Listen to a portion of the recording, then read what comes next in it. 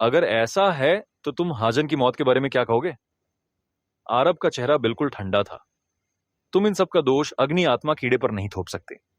हाजन ने सेफान पर इतना भरोसा किया, लेकिन सेफान ने अग्नि तत्व जानवरों से मिलकर हाजन को धोखा दे दिया। यह सुनकर कनिका अचानक जाग गई। एक पल के लिए वो नरम पड़ गई थी और सेफान की बातों पर यकीन करने लगी थी। कनिका, ऐसा नहीं है, तुम्हें मुझ पर भरोसा करना चाहिए। जब मैंने अपने भाई को फंसाया था तो मैं अपना दर्द बयान नहीं कर सकता था। कृपया मुझ पर भरोसा करो, सेफान चीखा। वो जानता था कि कनिका सबसे नरम दिल वाली है, इसलिए वो उसी को निशाना बना रहा था। सेफान, अब भी दया की भीख मांग रहे हो? फूल दल का एक बुजुर्ग उठा और सेफान के चेहरे पर जोरदार लात मार दी। बुजुर्ग चिल्लाया, सेफान, अगर तुमने दुश्मन को अंदर घुसने नहीं दिया होता तो अग्नितत्व जानवर इतनी आसानी से पूरे उत्तरी पहाड़ी साम्राज्य पर कब्जा कैसे कर पाते? सही कह रहे हो, यह 1000 बार मरने लायक है। इस समय आरब ने सिर्फ कणिका की तरफ देखा और उसके जवाब का इंतजार करने लगा। आरब, इस धोखेबाज को मार दो, कणिका ने कहा।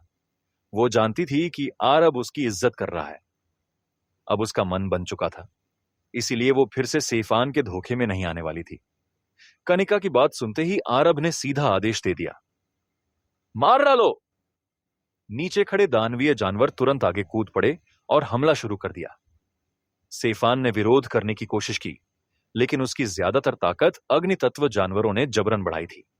नतीजा यह था कि भले ही उसका स्तर युद्ध समर्थ रैंक 7वें स्तर का दिखता था, लेकिन उसकी असली ताकत युद्ध समर्थ रैंक के 3रे स्तर के बराबर भी नहीं थी। उसके पास सिर्फ एक खोखला शरीर और उधार के रहस्यमय खजाने थे, जिनके सहारे वो तूफानी बिजली दल का सेक्ट लीडर बना हुआ था। इसी वजह से अग्नितत्व जानवरों ने सेफान को साथ लेकर फूल दल पर हमला करने की जहमत नहीं उठाई। इन भेड़िए और बाघ जैसे दानवीय जानवरों से लड़ना उसके लिए नामुमकिन था। मुश्किल से 3 हमले झेलने के बाद दानवीय जानवरों ने सेफान को मार डाला। जब सेफान की लाश देखी गई तो आरब ने आसमान की ओर देखा और गहरी सांस ली। हाजन, क्या तुमने देख लिया? जूनियर आरब ने तुम्हारा बदला ले लिया है, आरब ने आदर से कहा।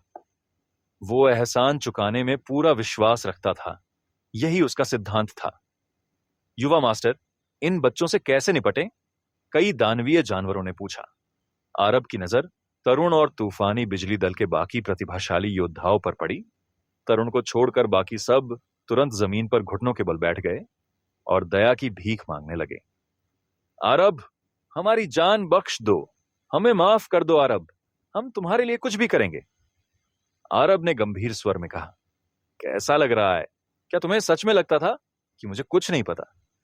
जब वो आया था तब उसने सब कुछ साफ साफ सुन लिया था। ये लोग जीने के लिए कुछ भी कह रहे थे, लेकिन उन्हें रखने का कोई फायदा नहीं था। वे भविष्य में सिर्फ इंसानी जाति के कलंक बनते।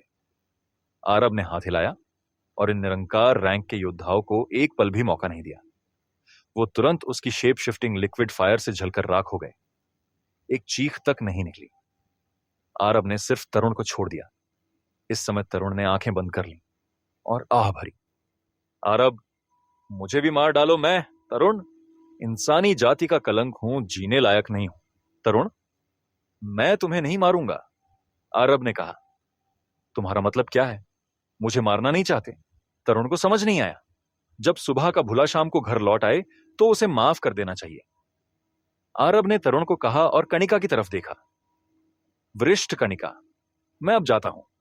भविष्य में तूफानी बिजली दल को मैं आपके हाथों में सौंपता हूं। कणिका ने हल्के से सिर हिलाया। मैं तूफानी बिजली दल को अच्छे से संभाल लूंगी, तुम चिंता मत करो। आरब ने कुछ और नहीं कहा और मुड़कर चल दिया। अब जब मुख्य मामला सुलझ गया था तो बाकी छोटे मोटे काम कणिका को सौंपे जा सकते थे। उसे पूरा यकीन था कि कणिका तूफानी बिजली दल को अच्छे से संभाल लेगी। जहां तक तरुण की बात थी, आरब ने उसे इसलिए नहीं मारा क्योंकि बड़े मुद्दों पर तरुण के फैसले ने दिखाया था कि उसमें काबिलियत है। इस पल आरब अपने दानवीय जानवरों और फूल दल के उच्च सदस्यों के साथ तूफानी बिजली दल से रवाना हो गया। उसने नीचे खड़े दानवीय जानवरों को आदेश दिया, तुम सब जाओ और उत्तरी पहाड़ी साम्राज्य में बचे हुए अग्नि तत्व जानवरों की खोज में दूसरे दानवीय जानवरों के साथ मिलकर काम करो। मांगे और बाकी लोग मेरे साथ अराजक जंगल चलो। मुझे रक्षक चेतना जाल की जांच करनी है। जी युवा मास्टर, दानवीय जानवरों ने एक साथ जवाब दिया। आरब ने मांगे और युद्ध समर्थ रैंक के 7वें 8वें स्तर के कई दानवीय जानवरों को साथ लेकर अराजक जंगल की ओर रवाना हो गया। उसे हमेशा एक अजीब सा एहसास होता था, जैसे रक्षक चेतना जाल में कुछ गड़बड़ है। लेकिन क्या गड़बड़ है, ये वो ठीक से बता नहीं पाता था। किसी भी हाल में अब जब यह मामला निपट गया था, तो उसे जाकर रक्षक चेतना जाल खुद देखना था।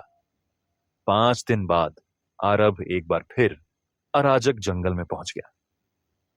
इस समय वो अराजक जंगल और लियापुर की सीमा के ऊपर था। अपनी दिव्य आत्मा शक्ति फैलाकर उसने पूरे अराजक जंगल का नजारा साफ देख लिया। लियापुर में लोधी पहले ही पद छोड़ चुका था और जीबरन अब सिटी लॉर्ड बन गया था। सब कुछ शांत और व्यवस्थित था, इसलिए आरब को कोई चिंता नहीं रही। अपने पुराने साथियों को अच्छी स्थिति में देखकर उसे बहुत खुशी हुई, लेकिन उसने जीबरन के जीवन में दखल नहीं दिया। राजवंशी परिवार ने भी लियापुर में अपना विस्तार शुरू कर दिया था और एक अच्छा आधार बना लिया था। जीबरन राजवंशी परिवार का खास ध्यान रख रहा था। इस बात ने आरब को आह भरने पर मजबूर कर दिया। समय कितनी तेजी से बीत गया था। अराजक जंगल लौटने पर आरब का सबसे पहले ध्यान अपने परिवार पर गया। दूसरे बुजुर्ग अबरार और चौथे बुजुर्ग जरांत काफी बूढ़े हो चुके थे। नई पीढ़ी के बच्चे बड़े हो रहे थे। ब्रना, जो कभी उसके साथ छोटा था, अब वयस्क हो चुका था और गोद में बच्चा लिए हुए एक युवती के साथ खड़ा था। वो शादीशुदा हो चुका था। आरब ने हल्की आह भरी। ये सब देखकर वो काफी भावुक हो गया। राजवंशी परिवार काफी बदल चुका था, लेकिन ये सौभाग्य की बात थी कि अग्नि तत्व जानवरों के हमले ने अराजक जंगल या राजवंशी परिवार को ज्यादा नुकसान नहीं पहुंचाया था।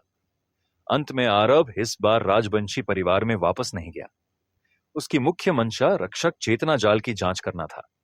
उसने इधर उधर देखा और काफी देर तक रितिका को निहारा। वो और भी शालीन और खूबसूरत हो गई थी। उसने कुछ पुराने परिचितों को भी देखा, जैसे निधि, नारबा और अराजक जंगल में अग्नि तत्व जानवरों के हाथों मारे गए योद्धाओं की कब्रें। उसके बाद वो दानवीय जानवरों के एक समूह के साथ बीस्ट माउंटेन में घुस गया। सब कुछ वैसा ही है। चलो अंदर चलते हैं। आरब ने कदम बढ़ाया और बीस्ट माउंटेन के अंदर वाले हिस्से में पहुंच गया। वो गहरी जगह धुंध से भरी हुई थी, जहां रक्षक चेतना जाल इंसानों और दैत्य जानवर कबीले को अलग करता था। युवा मास्टर, रक्षक चेतना जाल पूरी तरह सुरक्षित है। इसमें कोई बदलाव नहीं हुआ, लूना ने क्षेत्र की जांच करके बताया। आरब ने जोर से सिर हिलाया। बेशक जाल सुरक्षित था, लेकिन फिर भी वह बोला, लूना, एक बार फिर ध्यान से जांच करो। लूना ने फिर से अच्छे से देखा और कहा, युवा मास्टर, मैंने पूरा जांच कर लिया है। रक्षक चेतना जाल में बिल्कुल कोई समस्या नहीं है। आप इतना चिंतित क्यों हैं? आरब ने हल्की सांस छोड़ी और बोला, तुम सही कह रही हो। मैंने खुद भी देख लिया है कि जाल ठीक है, लेकिन फिर भी मुझे अजीब सी बेचैनी हो रही है। जैसे जाल के पास आते ही ये एहसास बढ़ जाता है कि कहीं कोई छुपा खतरा है।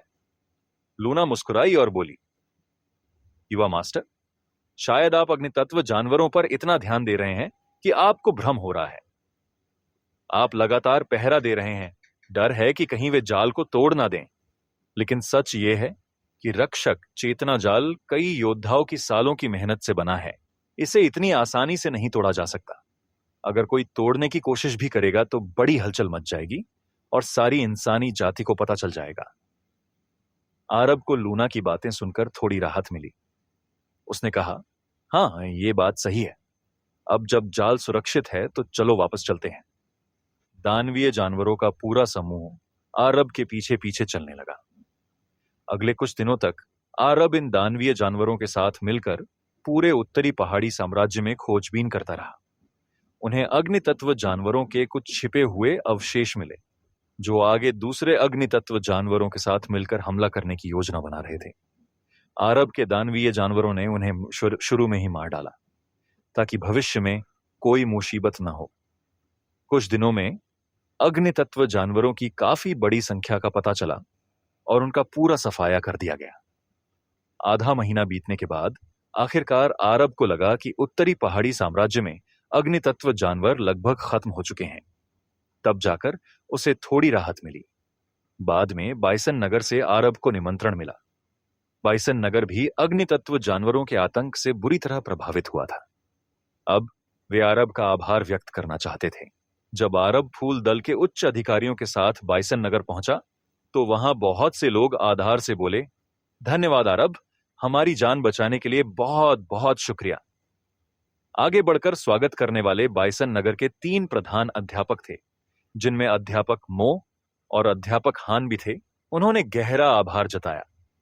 वे अच्छे से जानते थे कि अगर आरब ने मदद न की होती तो उनका बाइसन नगर अग्नितत्व जानवरों के कब्जे में चला जाता। वे सब बेहद सम्मान से पेश आ रहे थे क्योंकि उन्हें पता था कि अभी उत्तरी पहाड़ी साम्राज्य पर आरब का ही असली नियंत्रण है। हालांकि वे ज्यादा चिंतित नहीं थे। उन्हें यकीन था कि आरब इतने छोटे क्षेत्र में लंबे समय तक नहीं रुकने वाला। इसलिए उन्होंने फैसला किया था कि आरब के साथ अच्छा रिश्ता बनाएंगे। युवा आरब, आपकी वजह से हम अग्नितत्व जानवरों के चंगुल से बच पाए। आरब, हम तुम्हारा जितना भी धन्यवाद करें कम है। आरब ने मुस्कुराते हुए कहा, आप सब इतना विनम्र हो रहे हैं, मैंने तो बस वही किया जो करना चाहिए था। ये सुनकर सब भावुक हो गए, खासकर रिदान और जरांत। एक समय आरब सिर्फ आत्मा साधक रैंक का एक कमजोर प्रतिभाशाली लड़का था। अब वे खुद उसे देखकर हैरान थे। पूर्व का शीर्ष प्रतिभाशाली, ये खिताब उसे सही मायने में मिला था। अध्यापक मो ने दृढ़ता से कहा, युवा मित्र आरब, आपने इस बार हमारे बाइसन नगर की बहुत बड़ी मदद की है। आगे भविष्य में अगर आपको आग और पानी से भी गुजरना पड़े तो बाइसन नगर कभी पीछे नहीं हटेगा। अध्यापक हान ने भी सिर हिलाकर अपनी सहमति जताई। आरब समझ चुका था कि बाइसन नगर वालों की नीयत साफ थी। ऊपर ऊपर से वो कह रहे थे कि हमें एहसान चुकाना है, लेकिन असल में वो आरब के साथ अच्छा रिश्ता बनाना चाहते थे। बेशक बाइसन नगर के लोग पूरी तरह बुरे भी नहीं थे। कम से कम जब अग्नि तत्व जानवरों ने हमला किया तब उन्होंने हार नहीं मानी।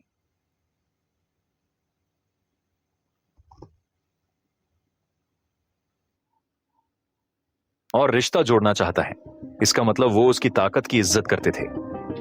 आरब को इसमें कोई बुराई नहीं लगी और उसने पूछ ही लिया, बुजुर्ग मारजान, शाही घराने की एक शाखा होने के नाते बाइसन नगर को तो अग्नि तत्व जानवरों की खबर शाही घराने तक पहुंचानी चाहिए, है ना? ये बात वो काफी देर से सोच रहा था। बाइसन नगर को शाही घराने ने ही बसाया था, तो अब बाइसन नगर शाही घराने को यह बता सकता था कि उन पर अग्नि तत्व जानवरों का हमला हो रहा है। जैसे ही शाही घराने को पता चलता, मामला आसान हो जाता। अग्नि तत्व जानवर चाहे कितने ही ताकतवर क्यों ना हो, उन्हें शाही घराने से तो डरना ही पड़ता। आरब को पक्का पता नहीं था कि शाही घराने इंसानों की सबसे ताकतवर ताकत है या नहीं, लेकिन हां, वो पूरी इंसानी जाति का प्रतिनिधित्व जरूर करते थे। आरब की बात सुनकर मारजान के चेहरे पर उलझन साफ दिखी। क्या हुआ बुजुर्ग मारजान? आरब ने पूछा। मारजान ने बेबास होकर आह भरी। आरब, मेरे दोस्त, बात सिर्फ इतनी है कि उत्तरी पहाड़ी साम्राज्य का सालों से शाही घराने से कोई संपर्क नहीं है। पहले सम्राट तियांडू के जमाने में उत्तरी पहाड़ी साम्राज्य खूब फला फूला था और हम अक्सर शाही घराने से बातचीत किया करते थे, लेकिन सम्राट तियानडू के गुजरने के बाद उत्तरी पहाड़ी साम्राज्य का पतन हो गया। तो क्या आपके पास शाही घराने से संपर्क करने का कोई रास्ता नहीं है? आरब ने पूछा। आखिरकार आप लोग अब भी शाही घराने की शाखा ही हो। यह बात सच है, मारजान ने जवाब दिया, लेकिन शाही घराने के अधीन बहुत सारी शाखाएं और नगर हैं। सिर्फ 36 पूर्वी साम्राज्यों में ही 36 मुख्य नगर हैं। उसके बाद पश्चिमी 42 क्षेत्र, उत्तरी क्षेत्र, दक्षिणी क्षेत्र और मध्य क्षेत्र भी हैं। कुल मिलाकर 200 से ज्यादा मुख्य नगरों की ताकतें हैं। उत्तरी पहाड़ी साम्राज्य को तो रॉयल फैमिली सबसे ज्यादा अनदेखा ही करती है। अगर ऐसा है तो क्या हम अग्नि तत्व जानवरों को यूं ही अनदेखा कर देंगे? आरब का चेहरा सख्त हो गया। मारजान ने दांत पीसते हुए कहा, अग्नि तत्व जानवर बहुत मनमानी कर रहे हैं, अब और नहीं चलेगा। आरब मेरे दोस्त, मैं अपनी पूरी ताकत लगाकर रॉयल फैमिली से संपर्क करूंगा और ये मामला उठाऊंगा।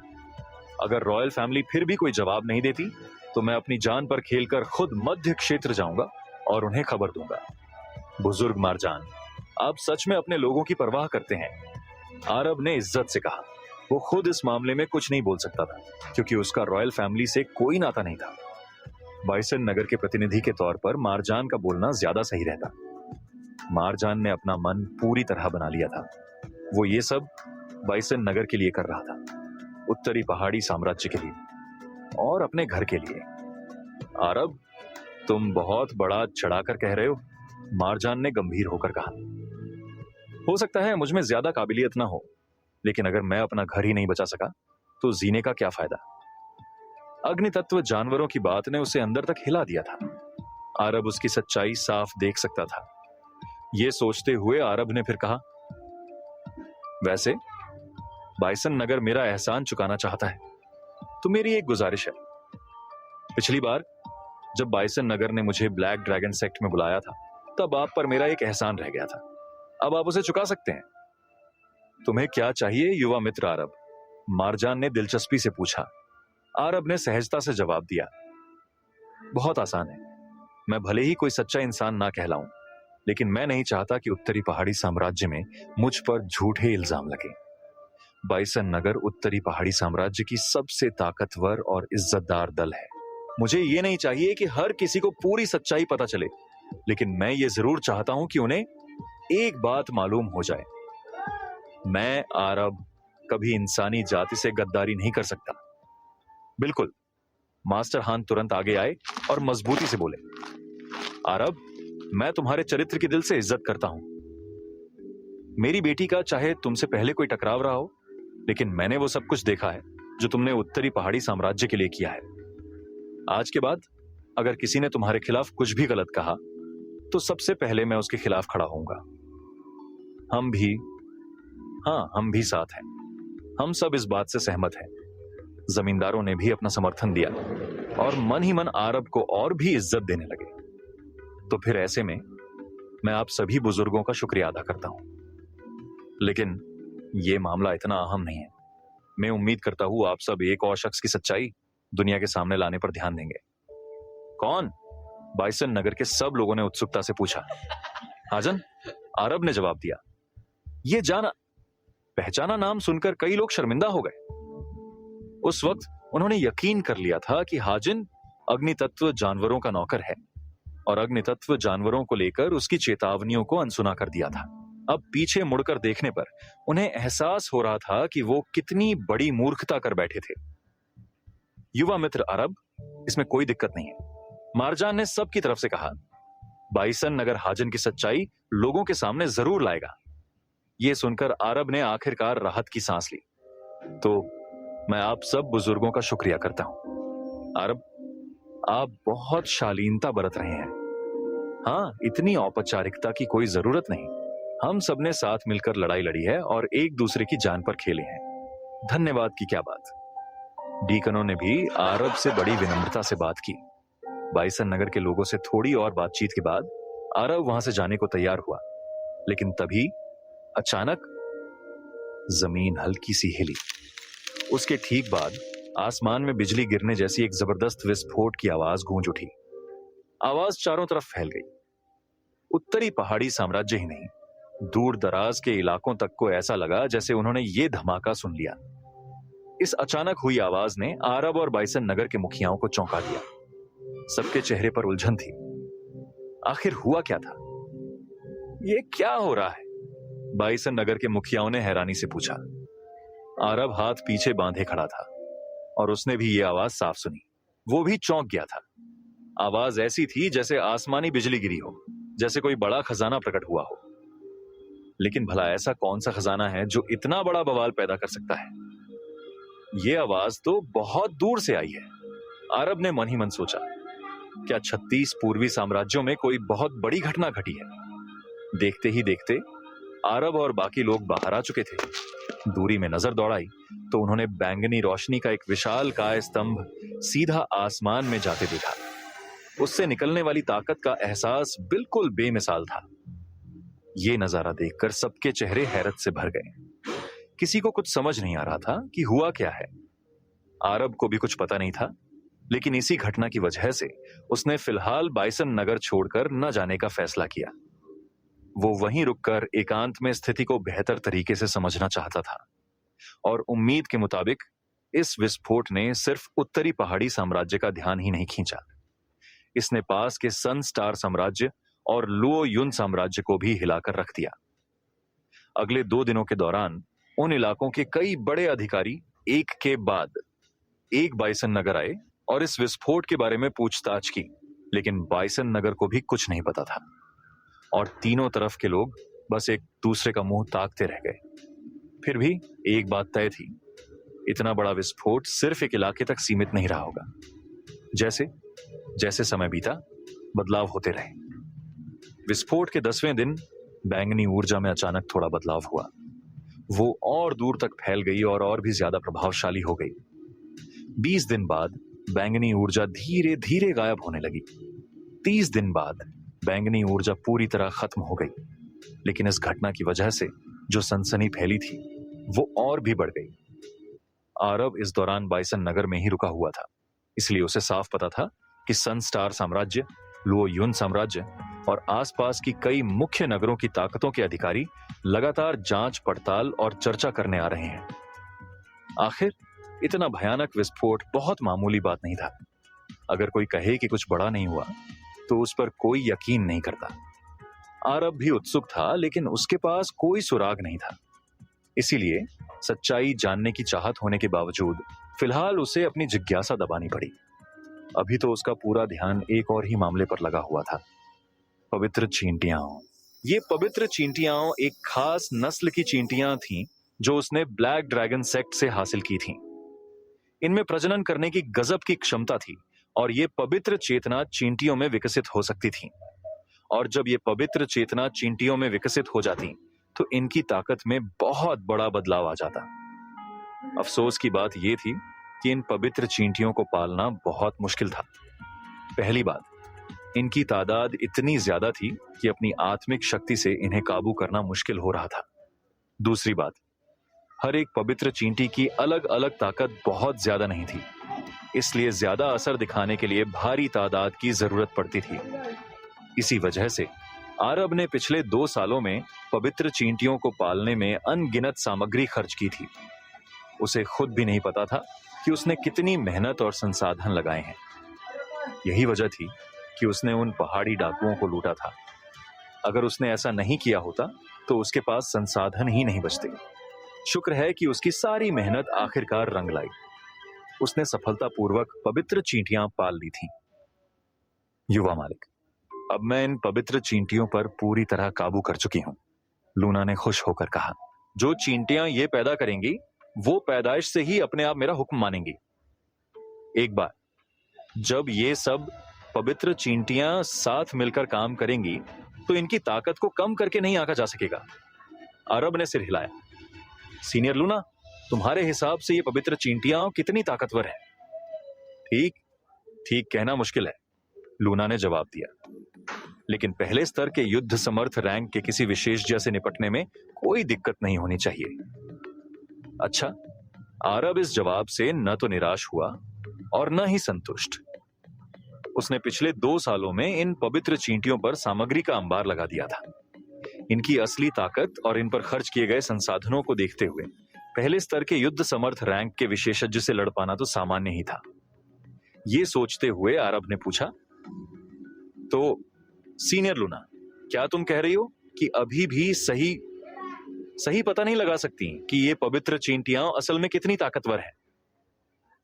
हमें पहले इनका परीक्षण करना होगा, लूना ने जवाब दिया। हर एक पवित्र चींटी की ताकत अलग है, इसलिए इनकी कुल मिलाकर लड़ने की क्षमता का अंदाजा लगाना मुश्किल है। आरब ने अपना माथा रगड़ा। ये तो बहुत आसान है, चलो तियांडू डिवाइन कंट्री चलते हैं और कुछ जिद्दी राक्षसी जानवरों पर इनका परीक्षण करते हैं। आरब ने मछली जनजाति के कई बुजुर्गों को सुरक्षा के लिए पीछे छोड़ दिया। आखिरकार ये बाइसन नगर था, फूल दल नहीं। हालांकि बाइसन नगर के लोग उसकी इज्जत करते थे और यूं ही उसे परेशान नहीं करेंगे, लेकिन सावधान रहना हमेशा बेहतर होता है। इंतजाम करने के बाद आरब ने टेलीपोर्टेशन आर्टिफैक्ट चालू किया और सीधा तियांडू डिवाइन कंट्री की ओर निकल पड़ा। वहां पहुंचने के बाद उसने बादल से कहा कि वो कोई ऐसा जिद्दी राक्षसी जानवर ढूंढे जो इंसानों के सामने झुकने को तैयार ना हो, ताकि वो उस पर पवित्र चींटियों का परीक्षण कर सकें। जल्द ही उन्हें एक मिल गया। वो पहले स्तर के युद्ध समर्थ रैंक का राक्षसी जानवर था, एक पीला धब्बेदार बाघ। बाघ बहुत बड़ा था, 3 मीटर से भी ज्यादा लंबा।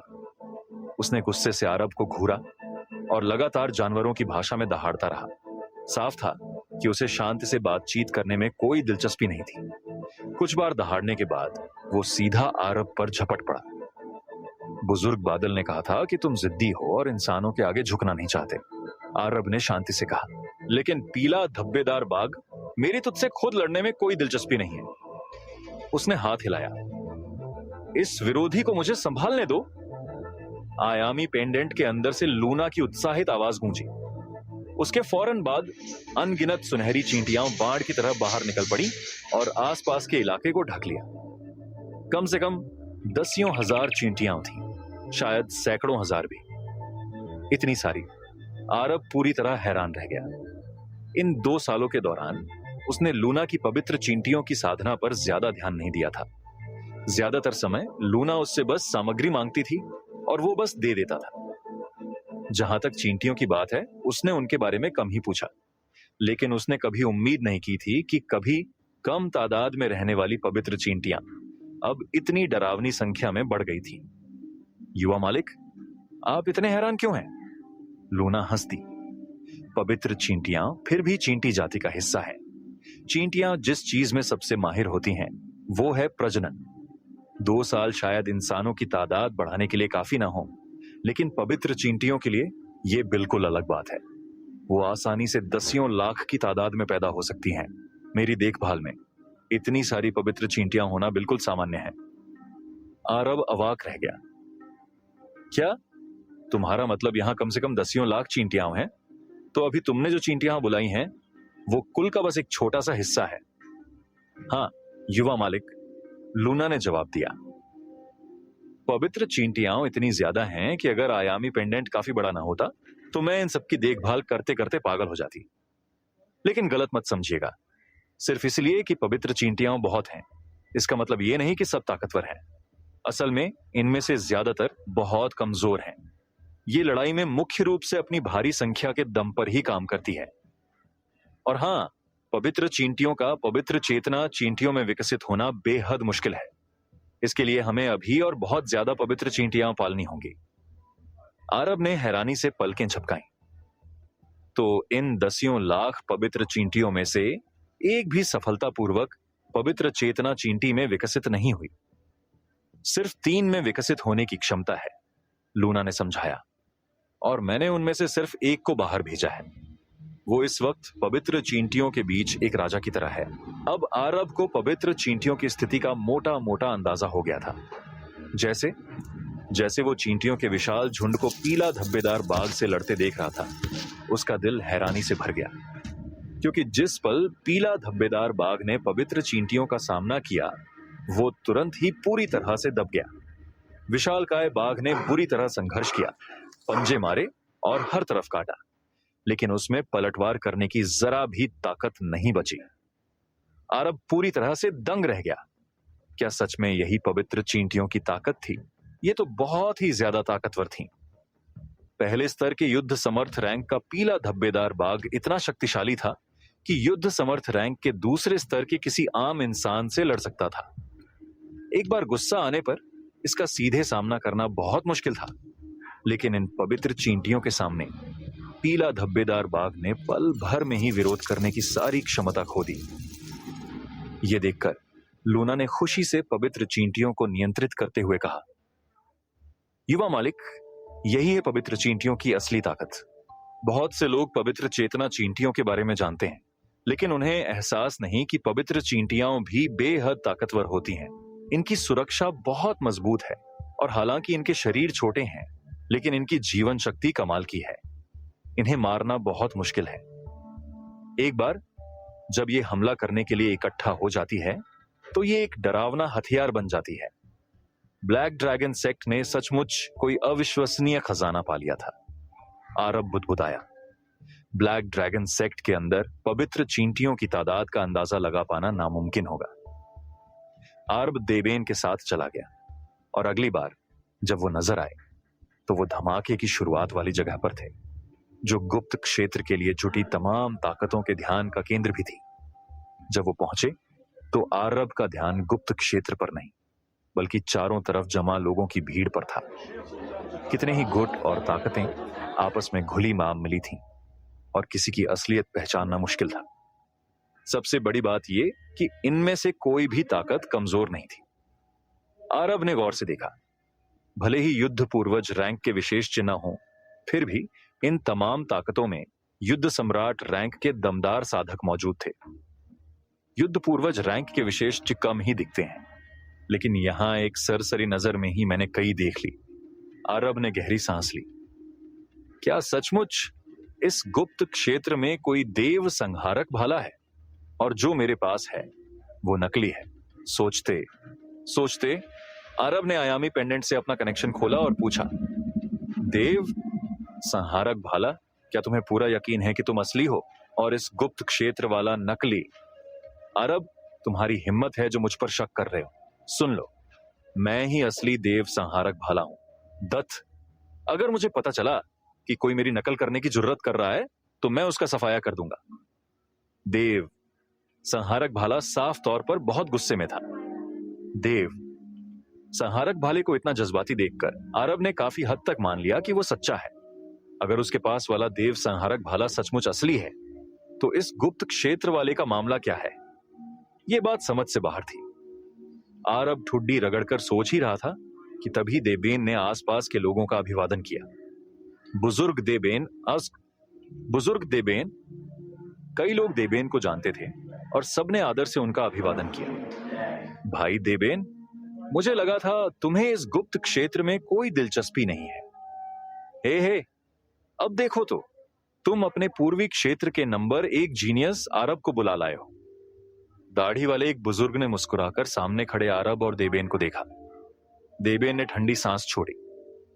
चालाक नितिन, तुम आरब को भी पहचानते हो? हे, कौन नहीं पहचानेगा? हमारे वुड ड्रैगन सिटी के बहुत से लोगों को तुम्हारे पूर्वी क्षेत्र के नंबर 1 जीनियस आरब से काफी फायदा हुआ है। हम उसे कैसे ना पहचानते? तुम्हारे पूर्वी क्षेत्र का नंबर 1 जीनियस आरब हमारे वुड ड्रैगन साम्राज्य में खासा मशहूर हो गया है, चालाक नितिन ने कहा। आरब को हल्की हैरानी हुई, मगर वो जल्दी ही समझ गया कि ये चालाक नितिन जरूर वुड ड्रैगन सिटी का मुखिया होगा। नितिन ने देबेन को भाई कहकर संबोधित किया और उसकी ताकत बेशक युद्ध पूर्वज रैंक के स्तर की थी। इतनी ऊंची साधना के आगे आरब ने कोई डील नहीं बरती और सीधे बोला, आरब बुजुर्ग नितिन को प्रणाम करता है। आरब मेरे युवा मित्र, कभी भी मौका मिले तो बेझिझक हमारे वुड ड्रैगन सिटी आना, चालाक नितिन ने कहा। ये देख, देबेन और भी चौकन्ना हो गए। चालाक नितिन, तुम्हारा क्या मंसूबा है? हाँ भाई देबेन, तुम इतने बेचैन क्यों हो? आरब तुम्हारे ग्रीन लोड्स दल का नहीं है? साफ साफ कहूं तो वो सिर्फ तुम्हारे ग्रीन लोड्स दल के साथ सहयोग कर रहा है। तुम्हें किस बात की चिंता है? डर है कि मैं उसे छीन लूंगा? चालाक नितिन ने खुलकर ठहाका लगाया। देबेन ने ठंडी फूंक मारी। उन्हें सचमुच डर था कि चालाक नितिन आरब को छीन लेगा। चालाक नितिन, तुम्हें तो बहुत कुछ मालूम है। तुम्हें यह भी पता चल गया कि आरब हमारे ग्रीन लोटस दल का सदस्य नहीं है। लगता है तुमने पूरी छानबीन कर डाली, देबेन ने कहा। बेशक तुम्हारे पूर्वी क्षेत्र का नंबर 1 जीनियस अरब इतना जबरदस्त है तो मेरा उसकी खोज खबर लेना स्वाभाविक ही है। हाँ, चालाक नितिन ने चेहरे पर मुस्कान ली कहा। देबेन ने रूखे अंदाज में कहा, हाँ चालाक नितिन, अपनी औकात मत भूलो। अब जबकि दूसरे क्षेत्रों की ताकतें हमारे इलाकों में आ रही हैं, यहां तक कि मध्य राजधानी क्षेत्र की ताकतें भी आ पहुंची हैं। सुना है कि शाही परिवार के लोग भी झांकने आएंगे। हमारी मौजूदा हालत लगातार खराब होती जा रही है। अरब ध्यान से सुन रहा था, हालात समझने की कोशिश कर रहा था। देबेन और चालाक नितिन की बातचीत दरअसल हाउहाई साम्राज्य, वुड ड्रैगन साम्राज्य और उनकी पड़ोसी ताकतों के बीच हितों के टकराव की थी। दूसरे इलाकों की ताकतों के दखल की वजह से वुड ड्रैगन साम्राज्य और हाउ हाई साम्राज्य, जो एक दूसरे से सटे हुए थे, स्वाभाविक रूप से बेहतरीन साझेदार बन गए। उन्होंने फिलहाल अपने पुराने बैर भाव भुलाकर साथ देने का फैसला किया। इसी दौरान आरब की निगाह सामने मौजूद गुप्त क्षेत्र पर जा टिकी। अब तक उसे अपने आसपास के हालात का ठीक ठाक अंदाजा हो चुका था। जैसा देबेन ने कहा था, इस गुप्त क्षेत्र के 2 प्रवेश द्वार थे और दोनों रास्तों पर गहरी रून्स और पाबंदियां लगी थीं। इन पाबंदियों को तोड़ पाना आसान नहीं था, नहीं तो इतने सारे युद्ध पूर्वज रैंक के विशेषज्ञ यहां बैठे बैठे इंतजार नहीं कर रहे होते। बाकी गहरी बातें वो नहीं समझ सका। चालाक नितिन, अब हमें हर हाल में इस पर्पल क्यूई गुप्त क्षेत्र पर फोकस करना होगा। गुप्त क्षेत्र में घुसने के बाद हमारी दोनों ताकतों को एक दूसरे का ख्याल रखना होगा, वरना जैसा तुम देख रहे हो, यहाँ इतनी सारी मिली जुली ताकतें हैं जक के। अगर हमने साथ नहीं दिया तो देर सवेर हमें चपत लगेगी, देबेन ने कहा। चालाक नितिन को इसमें काफी दिलचस्पी लगी, मगर बोला, भाई देबेन, तुमने अपने पूर्वी 36 साम्राज्यों के ब्लैक ड्रैगन दल से सहयोग क्यों नहीं मांगा? ब्लैक ड्रैगन दल तो एक बड़ी ताकत है, हमारे वुड ड्रैगन सिटी से कहीं ज्यादा शक्तिशाली। ब्लैक ड्रैगन दल। देबेन ने दूर की तरफ देखा। आरब ने भी देबेन की नजर का पीछा करते हुए दूर खड़े गुट को देखा। जैसे इस आहट का जवाब हो, ब्लैक ड्रैगन दल की टोली ने भी आरब और देबेन को भांप लिया। इस मुलाकात ने तुरंत ही तनाव पैदा कर दिया। ब्लैक ड्रैगन दल को देबेन से उतनी दुश्मनी नहीं लगती थी, बल्कि ज्यादातर गुस्सा तो आरब की तरफ ही नजर आ रहा था। खासकर लोकेसान सैनी, जो आरब को ऐसे घूर रहा था जैसे कोई जानी दुश्मन हो। ये देख चालाक नितिन ने मजाक किया, लगता है तुम्हारे ग्रीन लोटस दल की ब्लैक ड्रैगन दल से अदावत है। ये अदावत कोई 1-2 दिन की नहीं है, कहावत है ना। हाँ, एक जंगल में 2 शेर नहीं रह सकते, बस वही हाल है, देबेन ने कहा। तो चालाक नितिन, तुमने क्या फैसला किया? जब भाई देबेन ने ऐसा कह दिया तो मैं नितिन इज्जत कैसे ना रखूं? तुम्हारा साथी हमारा वुड ड्रैगन सिटी ही है, और बाद में गुप्त क्षेत्र में घुसने पर हमारी दोनों ताकतें साथ मिलकर ही काम करेंगी। चालाक नितिन ने ताली बजाकर तुरंत हामी भर दी। बहुत अच्छे चालाक नितिन, तुमने सही फैसला किया। वैसे जब मैं गया था तब तो बहुत सारी ताकतें थीं, अब बस चंद ही नजर आ रही हैं। क्या हुआ? देबेन ने उत्सुकता से पूछा। आरब को भी ये पमे अजीब लगा कि ताकतों की तादाद उम्मीद से कम थी। चालाक नितिन ने कहा, भाई देबेन को नहीं मालूम, जो ताकतें यहां बची हैं वो सब गुप्त क्षेत्र के खुलने के मौके का इंतजार कर रही हैं। चूंकि अभी इसमें कुछ वक्त है, इसीलिए फिलहाल का सबसे बड़ा आकर्षण हाउ हाई मुख्य नगर में है। मेरा ख्याल है कि चूंकि पर्पल क्यूई गुप्त क्षेत्र तुम्हारे हाउ हाई साम्राज्य में जाहिर हुआ है, तो तमाम ताकतों का वहां जाना लाजमी है। मगर मुझे लगता है इसकी सबसे बड़ी वजह ट्रायल टावर है। हाउ हाई मुख्य नगर आखिर एक मुख्य नगर की ताकत है और उसके पास ट्रायल टावर मौजूद है। गुप्त क्षेत्र में घुसने से पहले कौन नहीं चाहेगा कि ट्रायल टावर की एक और परत तोड़कर अपनी ताकत बढ़ा ले? चालाक नितिन ने समझाया। देबेन को अचानक बात समझ आ गई। तो बात यह थी, अब जबकि पर्पल क्यूई गुप्त क्षेत्र खुलने को है, तो कौन नहीं चाहेगा कि ट्रायल टावर फोड़कर अपनी ताकत बढ़ाए? अहम बात यह थी कि हाउ हाई मुख्य नगर बेहद कमजोर था। इस ताकत का कोई खास बोलबाला नहीं था, नहीं तो ग्रीन लोटस दल ने हाउ हाई मुख्य नगर का जिम्मा खुद नहीं ले लिया होता। इतने नरम निवाले को भला कौन सी ताकत दबाने से पीछे हटती? ये दोनों वजहें मिलकर सबको हाउ हाई मुख्य नगर की तरफ खींच लाई थी। यह सोचकर देबेन के मन में भी जाने के सिवा कोई और बात नहीं है। मैं 2 महीने से बाहर था, तो अब हाउ हाई मुख्य नगर जाकर देखना ही होगा। चालाक नितिन, चलने का इरादा है। मुझे कोई दिलचस्पी नहीं। हमारे वुड ड्रैगन सिटी में भी ट्रायल टावर है, हम अपने साधकों की ताकत कभी भी बढ़वा सकते हैं। मुझे इस भीड़ का हिस्सा बनने की जरूरत नहीं।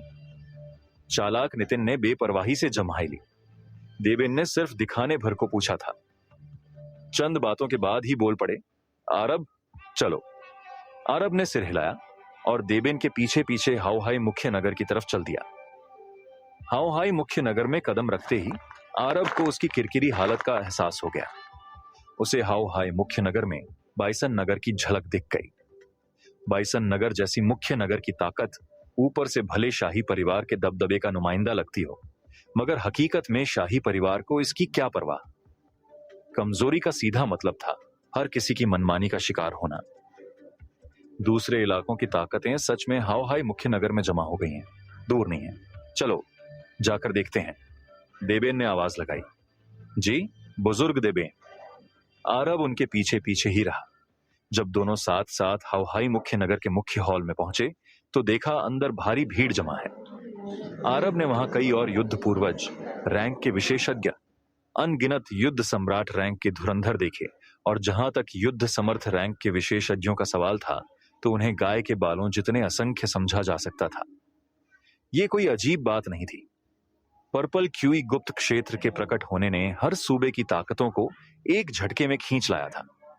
एक अकेली ताकत के पास युद्ध समर्थ और युद्ध सम्राट रैंक के विशेषज्ञ भले ही कम हो, लेकिन इतनी सारी ताकतें मिलें और हर कोई एक दो नामी लोग ले आए तो तादाद बेतहाशा बढ़ जाती है। हाउ हाई मुख्य नगर का बड़ा हॉल खचाखच भरा हुआ था। जब देबेन पहुंचे तो कुछ लोगों ने उन्हें गौर से देखा, लेकिन किसी के मुंह से बोल नहीं फूटा। सबकी आंखें सामने चल रही लड़ाई पर जमी थीं। पूर्वज, सर्वोच्च बुजुर्ग। तभी एक झुंड अचानक सामने आ पहुंचा। हम राजवीर, तुम लोग भी यहीं हो। देबेन ने उस झुंड को देखा, जिसकी अगुवाई करने वाला कोई और नहीं बल्कि ग्रीन लोटस दल के महान बुजुर्ग राजवीर थे। आरब को भी हैरानी हुई। उसे राजवीर और दूसरों के वहां होने की उम्मीद नहीं थी। महान बुजुर्ग राजवीर ने जब आरब को देखा तो वो कुछ बोला तो नहीं, मगर बेहद हैरत में पड़ गया। सर्वोच्च बुजुर्ग, आरब का क्या किस्सा है? वो आपके साथ कैसे है? कहीं ये आपका ब्रह्मास्त्र तो नहीं? क्यों, तुम्हें इससे ऐतराज है? देबेन ने शक भरी निगाह से पूछा। नहीं, बिल्कुल नहीं। राजवीर अचानक सकपका गया और ज्यादा कुछ कहने की हिम्मत नहीं जुटा पाया। वो सचमुच हैरान था। देबेन ने आरब पर मेहरबानी क्यों की? कोई वजह तो नहीं थी। दरअसल देबेन का आरब से कोई खास वास्ता नहीं था और आमतौर पर वो उसके बारे में ज्यादा कुछ जानते भी नहीं थे। मगर बाद में उन्होंने सुना कि आरब का इतना डंका बज रहा है, और जो कुछ लड़ाइयां आरब ने लड़ी थीं, उन्हें देखा तो देबेन की उत्सुकता जागी और उन्होंने छानबीन करवाई। हल्की फुल्की पड़ताल में ही देबेन आरब से बेहद संतुष्ट हो गए। दूसरी ओर राजवीर अब मुश्किल में था। वो पहले भी आरब के हाथों कई बार चोट खा चुका था और उसने कसम खाई थी कि अगली मुलाकात में बदला जरूर लेगा। उसके जैसा युद्ध सम्राट रैंक का दिग्गज भला कैसे बर्दाश्त करता कि एक मुंहलगा लड़का उसे न चाहे। लेकिन अब उसकी बदला लेने की हिम्मत ही नहीं पड़ रही थी, क्योंकि आरब को ग्रीन लोटस दल के सर्वोच्च बुजुर्ग का संरक्षण हासिल था। मजबूरन राजवीर को नरम पड़कर कहना पड़ा, पूर्वज, बात यह है कि हमने पहले देखा बहुत सारी ताकतें हाउ हाई मुख्य नगर पहुंच रही हैं, तो हम भी हालात देखने चले आए। अच्छा, तो फिर मुझे मौजूदा हालात समझाओ, बताओ क्या चल रहा है। देबेन को बड़ी दिलचस्पी थी। राजवीर ने फौरन एहतियात से समझाना शुरू किया। दरअसल ये है कि चूंकि यहां एक ही ट्रायल टावर है, हर ताकत चाहती है कि उनका जीनियस पर्पल क्यूई गुप्त क्षेत्र में जाने से पहले ट्रायल टावर की एक और परत तोड़कर अपनी ताकत बढ़ा ले। लेकिन क्योंकि लोग इतने ज्यादा हैं, अगर बारी बारी से लड़ते रहे तो पता नहीं कब नंबर आए। तो सबने एक कायदा बना लिया। अच्छा, क्या कायदा है, सुनाओ, देवेन ने पूछा। कायदा यह है कि हर ताकत का साधक अपनी मर्जी से किसी को चुनौती दे सकता है। आखिरी मुकाबले में जो जीतेगा वही ट्रायल टावर तोड़ने का हकदार होगा और 30 लोगों की एक टोली बनाकर अंदर भेजी जाएगी। हाँ, चुनौती झेलने वाला मना कर सकता है और मना करने पर वो चुनौती बेकार समझी जाएगी। राजवीर ने जैसे इस डर से कि देवेन को बात समझ ना आए, बड़ी बारीकी से समझाया, तो सीधा मतलब ये है कि तुम्हें अपने बराबर का ही विरोधी चुनना पड़ेगा। अगर जानबूझकर किसी कमजोर को ललकारा और उसने हां नहीं की तो तुम्हारी मेहनत बेकार जाएगी। नियम सीधा था, जंग जीतो, ट्रायल टावर फोड़ो। हालांकि जीतना आसान नहीं था, क्योंकि बिना भरोसे के कोई हाथ नहीं उठाएगा और आप सामने वाले को साफ मना कर सकते थे। सो सब चुनौती देने और मानने में बड़ी सूझबूझ दिखा रहे थे। तो बात ऐसी है, समझ गया। इस वक्त क्या चल रहा है? देबेन ने पूछा। दोनों के बीच काफी फर्क दिख रहा है और बायां वाला जवान जाना पहचाना लग रहा है। क्या वो हाओ हाई मुख्य नगर का जीनियस नहीं है? जी वही हाओ हाई मुख्य नगर का नंबर 1 जीनियस। राजीव है। इसकी ताकत युद्ध समर्थ रैंक की 5वीं परत तक है, जो काफी अच्छी है। अफसोस, इसका मुकाबला पश्चिमी 42 साम्राज्यों की बड़ी ताकत दरबार दल के एक जीनियस से है, राजवीर ने कहा। बाकी बुजुर्गों ने भी सुर मिलाया। दरबार दल के जीनियस का नाम सार्थक है। कहते हैं कि वो दरबार दल में कोई खास बड़ा जीनियस नहीं है और बस युद्ध समर्थ रैंक से आधा कदम दूर तक ही पहुंचा है। युद्ध समर्थ रैंक से आधा कदम दूर और इसे कम नहीं माना जा रहा। देबेन ठगे से रह गए। आरब को भी थोड़ी हैरानी हुई। अगर युद्ध समर्थ रैंक से आधा कदम दूर वाला भी खास नहीं गिना जाता तो फिर किसे माना जाता होगा? सर्वोच्च बुजुर्ग, आपको शायद मालूम ना हो, ये युद्ध समर्थ रैंक से आधा कदम दूर वाला जीनियस सचमुच कोई खास नहीं है। अलग अलग ताकतों के ऐसे कई जीनियस हैं जो 40 साल से पहले ही युद्ध समर्थ रैंक पर पहुंच चुके हैं। अभी तो हमने युद्ध समर्थ रैंक के तीसरे स्तर के 2 जीनियसों को जोरदार टकराते देखा, राजवीर ने जज्बाती लहजे में कहा और चोरी से आरब पर नजर डालकर मन ही मन हिकारत से मुस्कुराया। उसके दिल की बात थी कि आरब को इतराने दो। अब पता चलेगा ना कि इंसान से इंसान और आसमान से आसमान का फर्क होता है। ये तथाकथित जीनियस बड़े दलों के सामने कुछ नहीं है। लोग 40 से पहले युद्ध समर्थ रैंक के तीसरे स्तर तक पहुंच चुके हैं। आरब कहां? मगर उसे यह नहीं पता था कि आरब ने कभी घमंड नहीं किया था और न ही उस पर कभी ध्यान दिया था। उस वक्त आरब की भौहें गहरी सिकुड़ी हुई थीं और वो साफ महसूस कर पा रहा था कि कोई उसे घूर रहा है। पहले तो उसने ध्यान नहीं दिया, लेकिन जैसे जैसे वो नजर और भेदती गई, वैसे वैसे लगने लगा कि उसमें दुश्मनी भरी है। ये सोच आरब की निगाहें घूमी और भीड़ में एक जानी पहचानी शख्सियत पर जा टिकी। वो कोई और नहीं बल्कि अन्या थी। आरब हमेशा से जानता था कि अन्या की पृष्ठभूमि उलझी हुई है और अब सचमुच ऐसा ही नजर आ रहा था। अन्या ने अजीबोगरीब कपड़े पहने हुए थे और उसके आसपास काफी तादाद में योद्धा थे जो उसी जैसे लिबास में थे। इतना ही नहीं, इन योद्धाओं की ऊर्जा बेहद प्रचंड थी, जो दिखाती थी कि अन्या के आसपास का कोई भी शख्स कमजोर नहीं था। कम से कम इस बार लिराफ अन्या के साथ खड़ा भी नहीं था। वरिष्ठ भाई सूरज, इस बार तुम्हें मेरी मदद जरूर करनी चाहिए। क्या तुमने उस शख्स को देखा? अन्या ने आरब की ओर इशारा किया। दांत पीसते हुए बोली, यही निकम्मा है। जब मैं बाहर काम कर रही थी तो इसने बार बार मेरी बेइज्जती की है। इस पूर्वी इलाके के कूड़े की ये मजाल कैसे हुई? इसका मुझसे ऐसा करने का कोई हक नहीं बनता। सूरज ने रुखाई से आरब को देखा और अपनी गर्दन घुमाई। अच्छा, तो इस लड़के ने हमारी छोटी बहन अन्या को परेशान किया है? वरिष्ठ भाई, अन्या के कहने के मुताबिक ये लड़का तथा कथित पूर्वी क्षेत्र का नंबर 1 जीनियस है, उसके बगल वाले ने कहा। सूरज ने ठंडी हंसी हंसी। कैसा बकवास पूर्वी नंबर 1 जीनियस? ये तो बस एक छोटा सा निकम्मा है जो अभी अभी युद्ध समर्थ रैंक से आधा कदम दूर तक पहुंचा है। इसकी ताकत फिर से बढ़ गई है।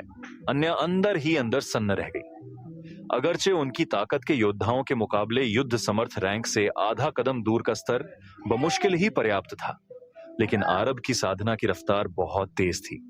इतने कम समय में आरब युद्ध समर्थ रैंक से आधा कदम दूर तक पहुंच गया था। छोटी बहन, तुमने अभी क्या कहा? सूरज ने पूछा। ओ नहीं, कुछ नहीं, अन्या ने सिर हिला दिया। बेशक वो अपने वरिष्ठ भाई के सामने आरब के बारे में कुछ नहीं कह सकती थी। अपने वरिष्ठ भाई के सामने आरब महज कूड़े का एक टुकड़ा था। गौरतलब है कि सूरज पहले ही युद्ध समर्थ रैंक के दूसरे स्तर पर पहुंच चुका था। वाकई सूरज के पास आरब को नीचा दिखाने की पूरी हैसियत थी। आरब के मुकाबले उसकी ताकत थोड़ी, बहुत नहीं, बल्कि काफी ज्यादा थी। छोटी बहन, तुम्हें किसी बात की चिंता करने की जरूरत नहीं। चूंकि इस लड़के ने तुम्हें परेशान किया है तो मैं इसे एहसास कराऊंगा कि इसने कितनी बड़ी गलती की है। सूरज ने कहते हुए अन्या का छोटा सा हाथ थाम लिया। अन्या ने शर्माने और लाड़ जताने का नाटक किया और धीरे से बोली, वरिष्ठ भाई, तुम कितने बुरे हो अन्या के दिमाग में सूरज सबसे आदर्श निशाना नहीं था। उसका सबसे पसंदीदा लक्ष्य तो उनके दल के भीतर का नंबर 1 जीनियस था। बदकिस्मती से वो जीनियस सिर्फ मार्शल आर्ट पर ध्यान लगाता था और उसकी जरा भी परवाह नहीं करता था। इसीलिए उसे मजबूरन दूसरा सबसे अच्छा रास्ता चुनकर सूरज की मोहब्बत पर निशाना साधना पड़ा। खुशकिस्मती से सूरज को फंसाना अपेक्षाकृत आसान था। इस काम के लिए थोड़ा आकर्षण कुर्बान करना भी क्या चीज है। वो आरब को दिखाना चाहती थी कि आखिरकार वो बस एक पिछड़े इलाके का जंगली फीनिक्स है। अब आरब को सिरदर्द होने लगा था। जब से उसने अन्या को देखा था तब से ही जानता था कि मुसीबत आने वाली है, और अब वाकई ऐसा ही लग रहा था। साफ था वो निशाने पर था। जाने दो, मुसीबत आती है तो आने दो। आरब ने सिर हिलाया। आजकल आसपास के जीनियसों की ताकत देखकर उसके दिल का खून उबल रहा था। वो जानता था कि उसे ट्रायल टावर को तोड़ने की जरूरत है, वरना उसकी मौजूदा साधना के स्तर से वो अभी भी थोड़ा पीछे था। मेरी मौजूदा ताकत से मैं ट्रायल टावर के किस स्तर तक पहुंच सकता हूं, आरब ने मन ही मन सोचा। उसी समय देबेन को भी स्थिति का पता चल गया था। तो बात ऐसी है, सार्थक वाकई फायदा उठाने में माहिर है। अपनी युद्ध समर्थ रैंक से आधा कदम दूर की ताकत के साथ वो जानता है कि किसी को ललकारने से उसे कोई फायदा नहीं। फिर भी उसने हाउ हाई मुख्य नगर के राजीव को छेड़ने की हिम्मत कर दी और कमजोर को निशाना बनाकर फायदा उठा लिया। अहम बात यह है कि राजीव में बिल्कुल सब्र नहीं है और बस चंद बातों में ही उकसाकर वो लड़ने निकल पड़ा। अब हालत यह है कि राजीव सार्थक के सामने बिल्ली से लड़ते चूहे की तरह है और उसे बिना किसी विरोध के खिलौना बनाकर नचाया जा रहा है, राजबीर ने कहा। अब देखने पर यह कहना मुश्किल नहीं कि राजीव नाम का यह लड़का सार्थक का बिल्कुल मुकाबला नहीं कर पा रहा। ताकत का फर्क बहुत ज्यादा है। सबसे जलील करने वाली बात यह है कि सार्थक राजीव को हराने की जल्दी में नहीं है, बल्कि कई तरीकों से उसे बेइज्जत कर रहा है। दर्द हार का नहीं, बल्कि हारना चाहकर भी ना हार पाने का है। सार्थक ने जोरदार ठहाका लगाया। कैसा निकम्मा है, ये सारे 36 पूर्वी साम्राज्यों के लोग बेकार हैं।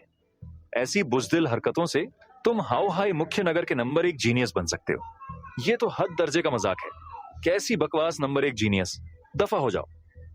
सार्थक की साधना पद्धति एक हाथ से चलती हुई जबरदस्त मूल के साथ आई। ये मूल एक विशाल मुक्के की तरह जोर से गिरा और सीधे राजीव के शरीर पर जा लगा। राजीव ने मुंह से खून का फुहारा छोड़ा और जमीन पर गिर पड़ा, दर्द से तड़पता हुआ। सार्थक फिर भी नहीं रुका। उसने राजीव के चेहरे पर पैर रख दिया। छोटे निकम्मे, अब जाना मेरी ताकत। अभी जब मैंने तुझे डांटा था तो तू जवाब दे रहा था, अब हिम्मत है। राजीव की आंखों में बेइज्जती भर आई। आरब ने त्योरी चढ़ाकर यह सब देखा। सचमुच कमजोर को बस सताया ही जा सकता था। जैसे अभी हाउहाई मुख्य नगर के बड़े अधिकारी मौजूद थे, लेकिन उनकी हिम्मत नहीं हुई कि एक शब्द बोलते और अपने शिष्य को बेइज्जत होने देते हुए देखा अनदेखा कर रहे थे। कमजोरी ऐसी ही थी। सार्थक भी वैसे ही धौंस जमाने वाला इंसान था। उसने बेरहमी से राजीव के चेहरे पर पैर रखा और खुद से कमजोर से निपटने में खुद को बहुत कामयाब मान रहा था। वो व्यंग्य कसते हुए बोला, कैसा निकम्मा है, पिछड़े इलाके से आया है। इस किस्म का जीनियस देखकर सचमुच सारी उम्मीद खत्म हो जाती है। ये कहने के बाद सार्थक ने आलस भरी जम्हाई ली और अकड़ते हुए वापस दरबार दल में जा मिला। राजीव के लिए कोई आगे नहीं आया, यहां तक कि किसी ने राजीव की तरफ देखा तक नहीं। हाउ हाई मुख्य नगर के लोगों ने भी उसे उठाकर सहारा नहीं दिया। आरब का दिल कुछ नरम पड़ गया। ये देखकर कि कोई उसकी बिल्कुल सुध नहीं ले रहा, वो दूसरों की नजरों की परवाह किए बगैर आगे बढ़ा और राजीव को उठाकर सहारा दिया। जंग में जीत हार तो लगी रहती है, मायूस मत हो, आरब ने कहा। वो इतना सब नहीं सोचना चाहता था। अगर वो सार्थक सच में नहीं मानता तो आए और सीधे उसे ललकारे। ये नहीं कि आरब दरियादिली से भरा हुआ था, बस उसे तरस आ गया कि एक होनहार युवा हार से इस कदर टूट जाए। इसके अलावा सार्थक पूरे 36 पूर्वी साम्राज्यों को निशाना बना रहा था, जिससे उसे लगा कि आगे आना ही चाहिए। हालांकि 36 पूर्वी साम्राज्यों के जीनियस का खिताब दूसरों ने उसे दिया था और सब यकीन करते थे आरब को इससे भागने की कोई वजह नजर नहीं आई। आरब को अपना सहारा बनते देख राजीव अचानक कांप उठा। आप आरब हैं? हाँ, मैं ही हूं। आरब ने हल्के से हंसकर कहा, यह कोई बड़ी बात नहीं है, तुम सिर्फ एक मुकाबला हारे हो, आगे फिर से जीत सकते हो। यह सुनते ही राजीव की आंखें छलछलाईं और पल भर में लाल हो गईं। राजीव को कुचलकर उसकी सारी इज्जत उतार दी गई थी। उसे दिलासा देने और मदद करने वाला न तो उसका हाव हाई मुख्य नगर निकला, न उसके वरिष्ठ और कनिष्ठ भाई, न ही उसके गुरु। ये तो कोई ऐसा शख्स था जिससे उसने कभी बात तक नहीं की थी, जिसने उसे भावुक कर दिया। उसने हाव हाई मुख्य नगर का प्रतिनिधित्व किया था। अब आरब के शब्द राजीव के दिल में एक गर्म लहर की तरह उतर गए और वो गहराई से छू गया। पहले तो वो सचमुच इतना लज्जित और गुस्से में था कि खुदकुशी करने को जी चाहता था, लेकिन आरब की बात सुनने के बाद उसका ख्याल बदल गया। वाकई जंग में जीत हार चलती रहती है। आरब पूर्व का नंबर एक जीनियस था और उसने एक हार की वजह से खुद को नकारा नहीं ठहराया, तो फिर राजीव की क्या औकात थी खुद को नकारने की। शुक्रिया आरब, राजीव ने भावुक होकर अपने आंसू पोंछते हुए कहा। आरब हल्के से मुस्कुराया, ये तो कुछ भी नहीं है। अरे लड़के, तू है कौन? सार्थक ने देखा कि आरब राजीव की मदद कर रहा है और नाराजगी से चिल्लाया। आरब का राजीव की मदद करना मतलब सार्थक के मुंह पर तमाचा मारना था। सार्थक ने ताना कसा, लड़के, कूड़े को तो चुपचाप पड़ा रहना चाहिए। तेरा इससे क्या मतलब? ये पूर्वी क्षेत्र का नंबर एक जीनियस आरब है, क्या इसे नहीं पहचानते?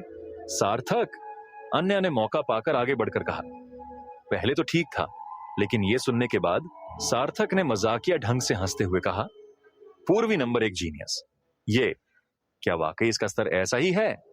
युद्ध समर्थ रैंक से आधा कदम दूर। पिछड़े इलाके का जीनियस, आखिर पिछड़े इलाके का जीनियस ही होता है। यह सच है, 36 पूर्वी साम्राज्यों ने कब कोई कमाल का जीनियस पैदा किया। भीड़ ने आरब का मजाक उड़ाना शुरू कर दिया। उनका लहजा तिरस्कार से भरा हुआ था। आरब देख सकता था कि वहां मौजूद बड़ी बड़ी ताकतों के कई लोग असल में 36 पूर्वी साम्राज्यों को भाव नहीं देते थे, क्योंकि 36 पूर्वी साम्राज्य हमेशा से कमजोर रहे थे। उस जमाने में इंसानों और राक्षसी जानवरों के बीच मुख्य जंग के मैदान रहने की वजह से 36 पूर्वी साम्राज्यों ने बहुत कुछ सहा और खोया था। मैं कहता हूं, लड़के, क्या तू इस राजीव नाम के कूड़े का बचाव करना चाहता है? कैसा रहेगा? अब इस कूड़े की मदद करने आया है, मगर जब आगे बढ़ रहा है तो पूरी तैयारी करके आ। अभी तो ये जमीन पर पड़ा था, अगला तू हो सकता है। अच्छा हाँ आरब, तू आखिर पूर्वी नंबर एक जीनियस है, हार गया तो इससे भी ज्यादा बेइज्जत दिखेगा। सार्थक ने तिरस्कार से हंसते हुए कहा। दरबार दल के बड़े अधिकारियों ने सार्थक की हरकतों पर आंखें मूंद रखी थी। साफ था कि इस किस्म के बर्ताव को अनदेखा किया जा रहा था। ये देख राजीव को थोड़ा अपराध बोध हुआ। भाई आरब, आप मेरी मदद करें तो मैं शुक्रगुजार हूं, लेकिन आपको मेरी तरफ से खड़े होने की जरूरत नहीं है। ये कुछ नहीं, मैं तुम्हारे लिए खड़ा नहीं हो रहा हूं। आरब ने धीरे से कहा, जब भी कोई मुझे भड़काने की कोशिश करता है तो मैं आमतौर पर पलटवार करना ही पसंद करता हूं। ये कहने के बाद आरब ने सीधे कदम बढ़ाए और अपनी निगाहें सार्थक पर जमा दी। सार्थक ने आत्मविश्वास से आरब की तरफ देखा। अभी राजीव को हराने के बाद उसे लग रहा था कि 36 पूर्वी साम्राज्यों के जीनियस इतने खास नहीं हैं। भले ही आरब 36 पूर्वी साम्राज्यों का नंबर एक जीनियस था, फिर भी वो उसी तरह का ही था। तो सह नहीं पा रहे हो ना? सार्थक ने मुस्कुराकर कहा। आरब ने कंधे उचकाए। अगर मैं तुम होता तो सीधे ललकारता। इतनी बातें करने का क्या फायदा? लगता है मेरे पास तुमसे बेकार की बातें करने की फुर्सत है। यह सुनते ही सार्थक एक पल के लिए अवाक रह गया और फिर दांत पीसकर चिल्लाया, लड़के, तू तो मौत को बुला रहा है। इतना कहते ही सार्थक आगे बढ़कर ललकारने को तैयार हो गया। ये देख तमाम ताकतों के बड़े अधिकारी और जीनियस दूर खड़े तमाशा देखने लगे। उन्हें पल भर में यह मामला दिलचस्प लगने लगा। लग रहा था अब और मजा आने वाला है। लेकिन जैसे ही सार्थक आरब को ललकारने वाला था, तभी अचानक किसी ने टोक दिया, भाई सार्थक, रुको, जल्दी मत करो। भाई सूरज, सार्थक हैरानी से बोला। वो सूरज को अच्छी तरह जानता था, क्योंकि उसके पीछे की ताकत और दरबार दल दोनों ही बड़ी ताकतें मानी जाती थीं। इससे भी बड़ी बात, सूरज दल का नंबर 2 जीनियस था, जबकि सार्थक पूरे दरबार दल में बस एक दूसरे दर्जे का जीनियस था। दोनों के बीच का फर्क सिर्फ एक शब्द का ही सही, जमीन आसमान का था। सार्थक के पास खुशामद से पेश आने के सिवा कोई चारा नहीं था। भाई सूरज, आप यहां कैसे? सूरज आगे बढ़ा और अन्या उसके पीछे पीछे थी। यह देखकर आरब समझ गया कि सूरज अन्या के लिए खड़ा होने का इरादा रखता है। भाई सार्थक, मैं भी इस तथाकथित पूर्वी नंबर 1 जीनियस को ललकारना चाहता हूं। क्या तुम्हें कोई ऐतराज है कि यह बड़ा भाई पहले कोशिश कर ले? मैं तुम्हारी तरफ से मिलकर चुनौती दे लूं, कैसा रहेगा? सूरज ने हंसते हुए कहा। बेशक वो अपनी छोटी बहन अन्या की मदद करते हुए आरब को सबक सिखाना चाहता था। वो आरब को दिखाना चाहता था कि बॉस कौन है, और फिर पूरी तरह से अपनी छोटी बहन अन्या को संतुष्ट करेगा। उसके बाद अन्या उसकी ही रहेगी। अगर सार्थक ने चुनौती ले ली तो इसमें सूरज का रोल क्या रह जाएगा? वो सार्थक को अपनी चमक नहीं छीनने दे सकता था, इसीलिए तुरंत आगे निकल आया। सार्थक भला सूरज से कैसे होड़ करता? ताकत का फर्क बहुत साफ था, और सूरज के वहां होते हुए जो आरब को सजा देता, वो बस खड़े खड़े मजा ले सकता था और बिना किसी मेहनत के मजा लूट सकता था। भला क्यों नहीं करता? पल भर में ही सार्थक बोल पड़ा, अगर भाई सूरज हाथ डालना चाहते हैं तो मेरे जैसा छोटा भाई सूरज के सामने सुर्खियां कैसे बटोर सकता है? कृपया आप आगे बढ़ें। अचानक माहौल गर्मा गया। पराफा दल का नंबर 2 जीनियस पूर्वी नंबर 1 जीनियस को ललकारना चाहता है। हम मुझे सच में नहीं पता कि कौन जीतेगा। क्या यह साफ नहीं है आरब सिर्फ युद्ध समर्थ रैंक से आधा कदम दूर है, जबकि सूरज पहले से ही युद्ध समर्थ रैंक के दूसरे स्तर पर है? सोचने की जरूरत ही नहीं, नतीजा साफ है। अरे, मुझे तो लगता है आरब इस चुनौती को स्वीकार भी नहीं कर पाएगा। जैसा सोचा था, पिछड़ा इलाका आखिर पिछड़ा इलाका ही होता है, और उनका नंबर 1 जीनियस बस इतना ही है। साधना के स्तर का बस एक ही अंतर देखकर कई लोगों ने खुद को श्रेष्ठ महसूस किया। किनारे खड़े राजीव कुछ घबरा से गए। भाई यार, ये कुछ नहीं भाई राजीव, ये आदमी मुझे निशाना बना रहा है, और ये मामला अब तुमसे जुड़ा नहीं है, तुम पहले जा सकते हो, आरब ने समझाया। भाई आरब, आपको खुद को पहले रखना चाहिए। राजीव जानता था कि वो ज्यादा मदद नहीं कर सकता। यहां रुकने से बस हंगामा बढ़ता। वो भारी मन से उठकर जाने लगा और खुद से नफरत करने लगा कि उसके पास इरादे तो थे, लेकिन मदद बिल्कुल नहीं कर पा रहा था। आरब की नजर सूरज और अन्या पर जा टिकी। इस वक्त अन्या का सिर गर्व से ऊंचा उठा हुआ था, जैसे कोई छोटी सी घमंडी मुर्गी हो। जैसे वो आरब को दिखा रही थी कि वो जीवन की सबसे विजयी इंसान है। कम से कम इस वक्त उसे ऐसा ही महसूस हो रहा था। सूरज के मैदान में उतरते ही नतीजा तय हो चुका था। लगभग सब कुछ पहले से तय हो चुका था। वरिष्ठ भाई, इस बार आपको मेरा बदला जरूर लेना चाहिए, अन्या ने धीरे से कहा। छोटी बहन, चिंता मत करो, मैं इस लड़के को इसकी कीमत चुकाऊंगा, सूरज ने नरमाई से कहा। अन्या एक आज्ञाकारी छोटी चिड़िया की तरह धीरे से सिर हिलाया। तो मैं पहले जाती हूं। सूरज ने सिर हिलाया और फिर आरब की तरफ मुड़ा। आरब, क्या कहते हो? मैं तुम्हें ललकारता हूं। हिम्मत है स्वीकार करने की, इसमें डरने की क्या बात है? आरब ने धीरे से जवाब दिया। मुझे मंजूर है। ये उसने सच में मान लिया। हाँ, 36 पूर्वी साम्राज्यों का ये तथाकथित जीनियस राजीव जितना ही भोला है। ऐसा लगता है ये दोनों ही आवेग में आने वाले हैं और बेइज्जती बर्दाश्त नहीं कर सकते। क्या इनके बड़ों ने इन्हें नहीं सिखाया? ताकत के बगैर सहना पड़ता है। राजीव की हरकत तो एक बात है, लेकिन पूर्वी क्षेत्र का नंबर 1 जीनियस भी ऐसा ही है। इन दोनों जूनियरों में वाकई तमीज नहीं है। कमजोर का ताकतवर के सामने सिर झुकाना स्वाभाविक है।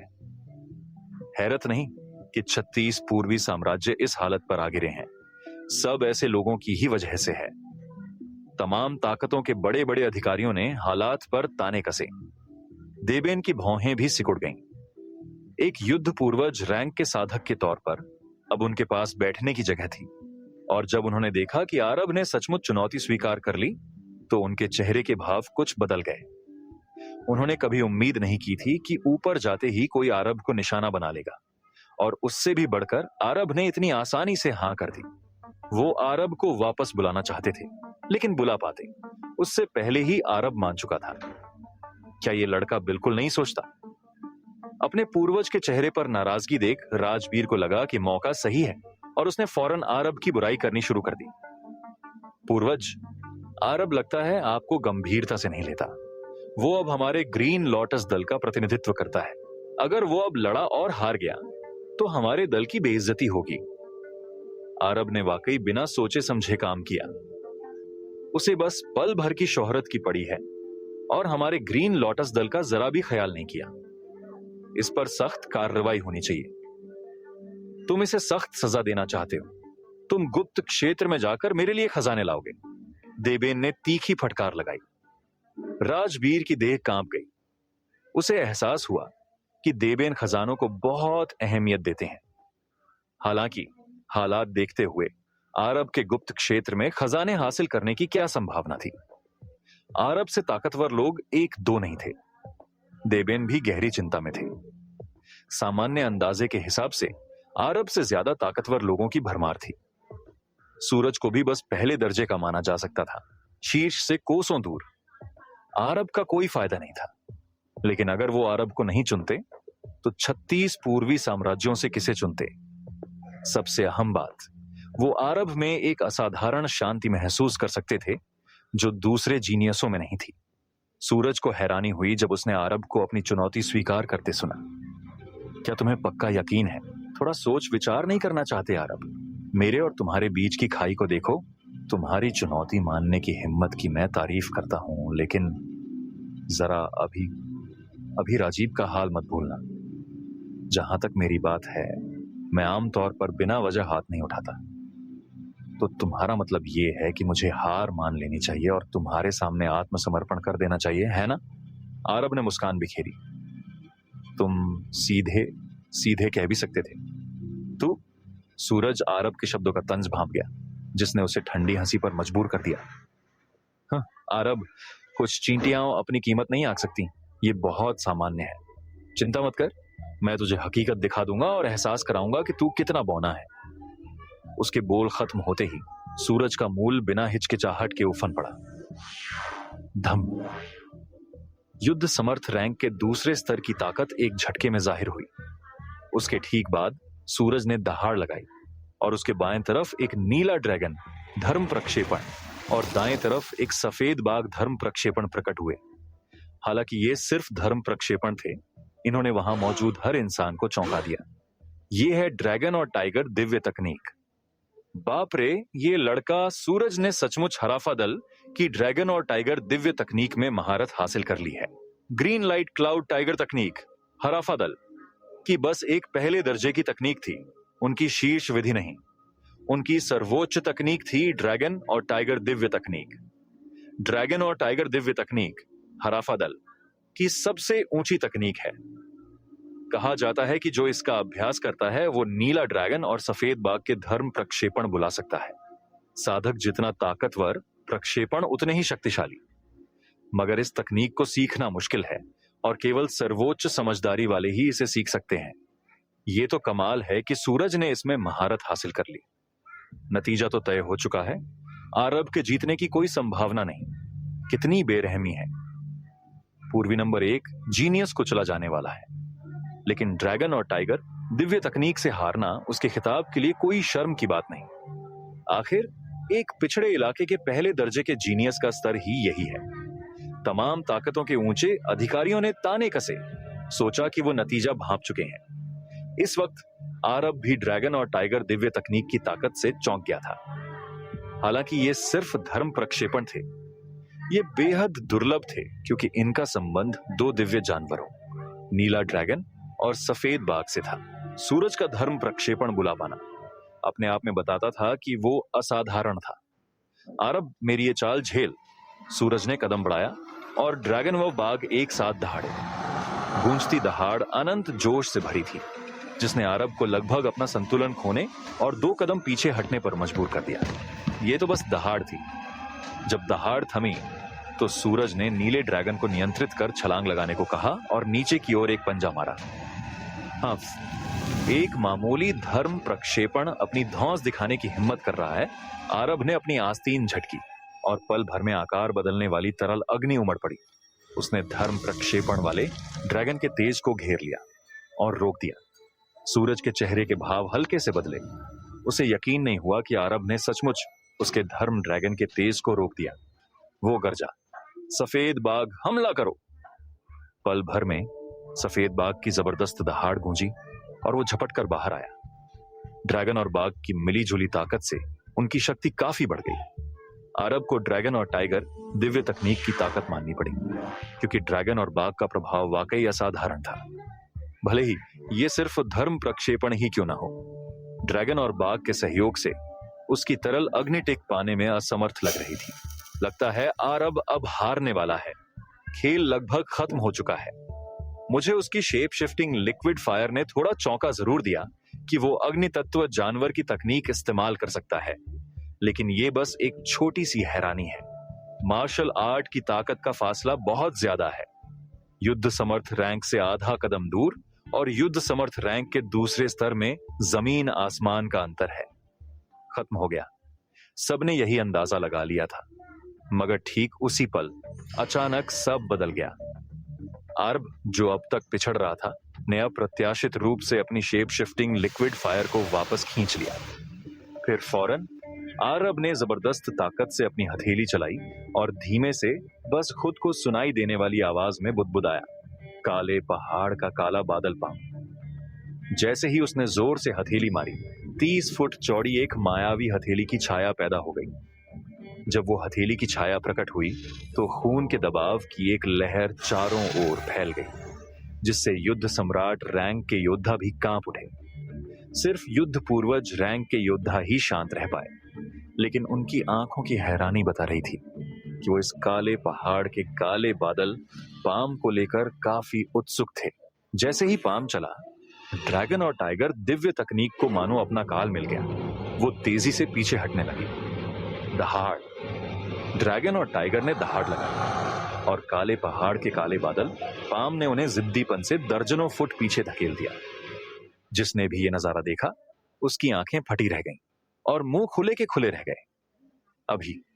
अभी तो सबको लग रहा था कि आरब बिना किसी शक के हारने वाला है। किसे पता था कि एक काले पहाड़ के काले बादल पाम ने बाजी पलट दी। ये कैसी चाल है?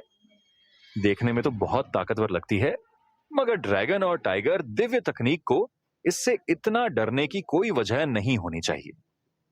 सुना है कि ड्रैगन और टाइगर दिव्य तकनीक असली ड्रैगन और टाइगर के खून से नहीं, बल्कि अजगर के खून और आम राक्षसी टाइगर के खून से पैदा की गई थी, और फिर दूसरे तरीकों से अजूरे ड्रैगन और सफेद टाइगर के प्रक्षेपण बुलाए जाते हैं। जब अभी पाम चला तो ड्रैगन और टाइगर दिव्य तकनीक पीछे हट गई। तकनीक की वजह से नहीं, बल्कि इसलिए कि उसे खून की ताकत के स्तर पर दबा दिया गया। जब ड्रैगन और टाइगर दिव्य तकनीक का सामना काले पहाड़ के काले बादल पाम से हुआ तो वो दब गई। खून का दबदबा। सबको वो डरावना एहसास याद आ गया जो काले पहाड़ के काले बादल पाम के प्रकट होने पर हुआ था। वाकई ये बहुत सीधा खून का दबदबा था। उन्हें हैरानी हुई कि आखिर मामला क्या था। सूरज भी चौंक गया और यकीन न कर पाने वाली निगाहों से आरब को देखने लगा। मौजूदा ड्रैगन और टाइगर दिव्य तकनीक को देखते हुए मायावी प्रक्षेपण अब उतने शक्तिशाली नहीं रहे जितने शुरुआत में थे। वो कमजोर पड़ गए थे और उनकी ताकत काफी घट गई थी। आरब, तूने किया क्या? सूरज ने गुस्से से दहाड़ लगाई। बेशक आरब ने सूरज को कुछ नहीं बताया। दरअसल ड्रैगन और टाइगर दिव्य तकनीक एक उच्च कोटि की धर्म प्रक्षेपण विधि है। इसके बुलाए गए धर्म प्रक्षेपण ड्रैगन और टाइगर में असल में कोई कमजोरी नहीं होती। उन्हें भारी नुकसान पहुंचाना बेअसर होता और सीधे भिड़ना सबसे बेवकूफी भरा फैसला होता। आमतौर पर जो योद्धा ड्रैगन और टाइगर दिव्य तकनीक का सामना करते हैं वो न तो लड़ सकते हैं और न ही बच सकते हैं, मगर हर चीज की एक कमजोरी होती है, और ड्रैगन और टाइगर दिव्य तकनीक भी इसका अपवाद नहीं। इस तकनीक को सीखने के लिए मूल खून की जरूरत होती है। बेशक अजूरे ड्रैगन और सफेद टाइगर का मूल खून जुटा पाना नामुमकिन है। वो तो आसमान छूने जितना मुश्किल काम होता। तो सूरज ने जो इस्तेमाल किया वो आम अजगर का खून और आम राक्षसी टाइगर का खून था। ये खून ड्रैगन और टाइगर दिव्य तकनीक में ढालकर भला उस काले पहाड़ के काले बादल पाम का मुकाबला कैसे कर सकते थे, जिसे उसने काले पहाड़ी भालू के मूल खून से साधा था। खून की ताकत के मामले में काले पहाड़ी भालू के मूल खून ने झट से विरोधियों को दबा दिया। सूरज, तुम्हारा हमला खत्म हुआ, अब मेरी एक चाल चखने का वक्त है, आरब ने ठंडे स्वर में कहा। यह कहते ही आरब ने अपनी ताकत बुलाई। पल भर में सावधान अन्या को कुछ याद आया और उसने तुरंत अपने वरिष्ठ भाई को चेतावनी दी। सूरज पहले से ही सतर्क था, मगर जब तक उसने अपनी सुरक्षा तैयार की तब तक थोड़ी देर हो चुकी थी। आरब की 5 गड़गड़ाहट सही विधि की समझ पहले से काफी आगे निकल चुकी है। बिजली गिरती है, बिजली सी फुर्ती से। वाकई आरब 5 गड़गड़ाहट सही विधि का इस्तेमाल कर रहा है। अब जब वो 5 गड़गड़ाहट सही विधि बुलाता है तो ये पहले से कहीं ज्यादा तेज है। बिना इकट्ठा होने के वक्त गंवाए बस हाथ हिलाया और 5 गड़गड़ाहट तुरंत गिर पड़ी। बेशक इसकी ताकत 24 गड़गड़ाहट सर्वनाश के मुकाबले कुछ नहीं, लेकिन आरब के लिए इतना काफी था सूरज को बुरी तरह हराने के लिए। गिर गिर गिर, आरब दहाड़ा। 5 गड़गड़ाहट सही विधि तुरंत गिरी। इस वक्त सब दर्शक सन्न रह गए। सूरज हमले से पूरी तरह चकरा गया।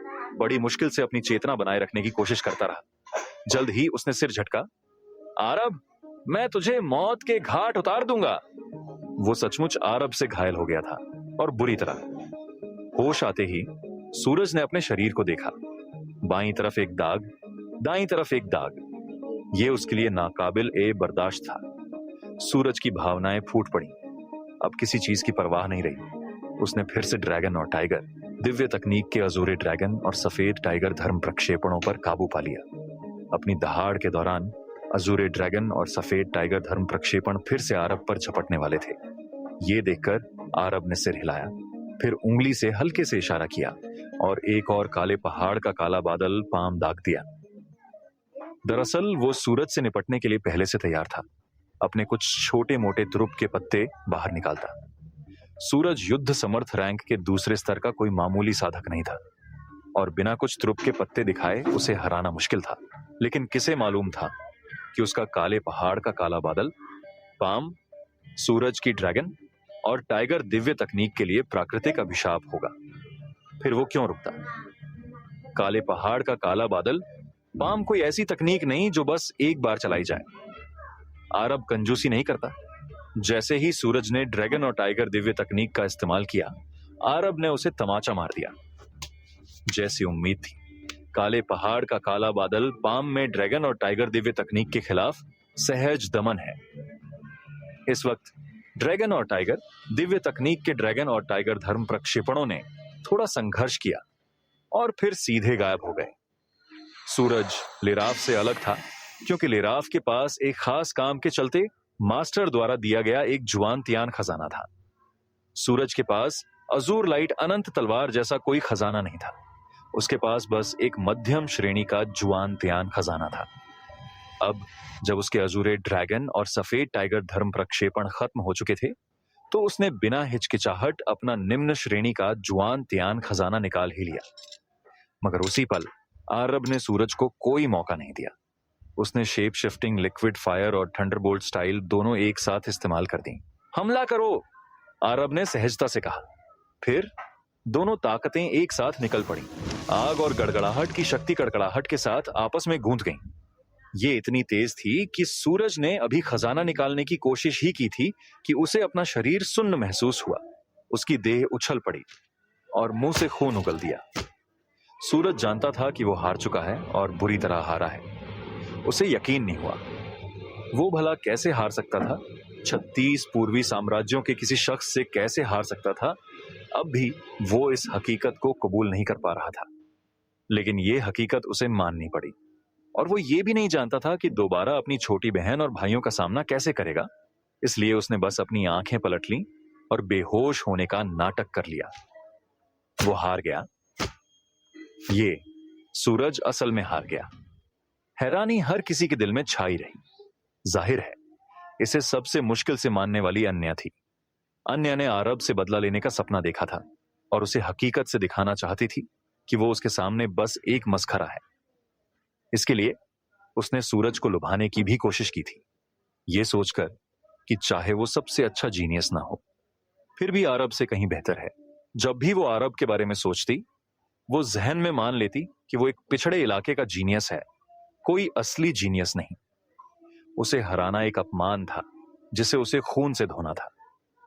लेकिन बार बार की नाकामियों और सबक के बाद उसे अचानक एहसास हुआ कि आरब के प्रति उसका रवैया कितना बेवकूफी भरा था। क्या आरब सच में बेकार था? क्या पिछड़ा इलाका के 4 शब्दों के सहारे आरब को वाकई नकारा जा सकता है?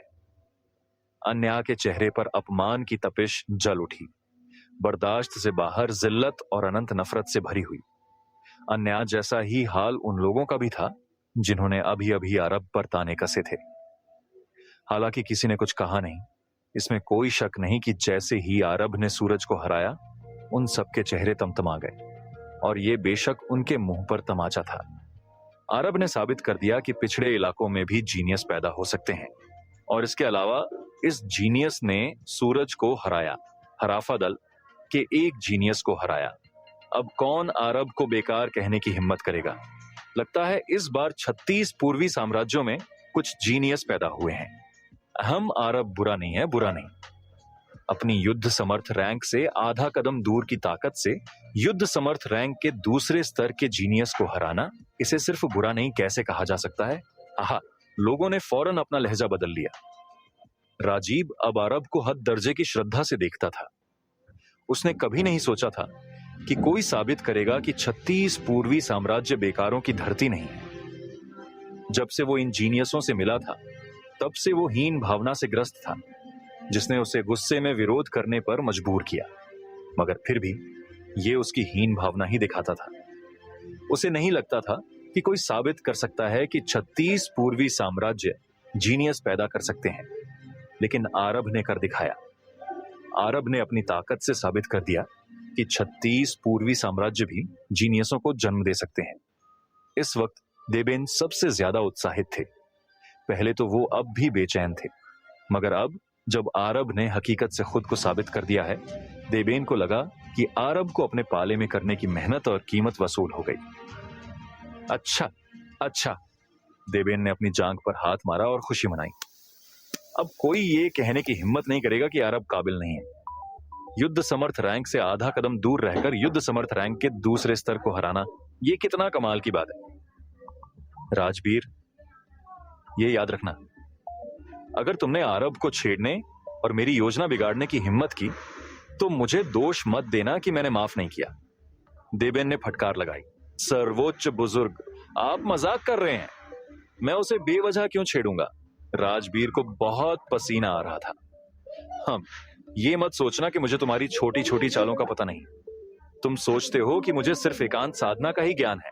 हम दल के अंदर चल रही हर बात की मुझे शायद पूरी जानकारी ना हो, लेकिन कई घटनाओं से मैं अच्छी तरह वाकिफ हूं।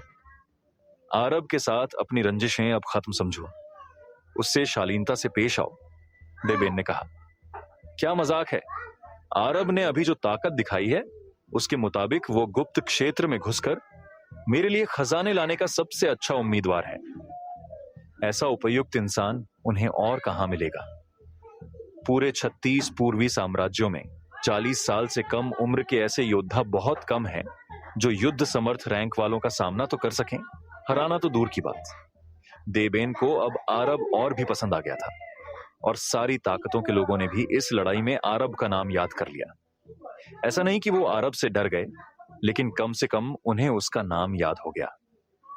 इस वक्त अरब ने अपने हाथ पीछे बांधे और अपनी निगाहें उस सार्थक पर जमा दी जिसने सारी बहस शुरू की थी। सार्थक अरब के साथ अपना मामला नहीं भूला था। भाई सार्थक, अभी अभी मैंने देखा कि तुम्हें मुझे चुनौती देने में दिलचस्पी थी। अरब ने सार्थक को घूर कर देखा। सार्थक चौंक गया और खड़खड़ाते झुनझुने की तरह सिर हिलाने लगा। भाई अरब, आपने जरूर गलत याद किया। हाँ, मुझ में आपको चुनौती देने की हिम्मत कहां है। मैं तो बहुत आसानी से ढल जाने वाला इंसान हूं। अरब ने ठंडी फूंक मारी, लेकिन चूंकि सार्थक ने घुटने टेक दिए, उसने आगे बात नहीं बढ़ाई। बेशक सबसे ज्यादा खुश राजीव था। सार्थक की अब कुत्ते जैसी हालत देखकर राजीव फूला नहीं समाया। हालांकि सार्थक को झुकाने वाला वो नहीं था, राजीव को फिर भी बेहद संतोष मिला। कम से कम उसे लगा कि उसकी इज्जत वापस आ गई है और ये अरब ने उसे वापस दिलाई। आरब आरब मैं राजीव जीवन भर उनका कर्ज जरूर चुकाऊंगा। राजीव ने मुट्ठियां भींची और मन ही मन कसम खाई, अगर किसी से एक बूंद पाओ तो बदले में झरना लौटाओ।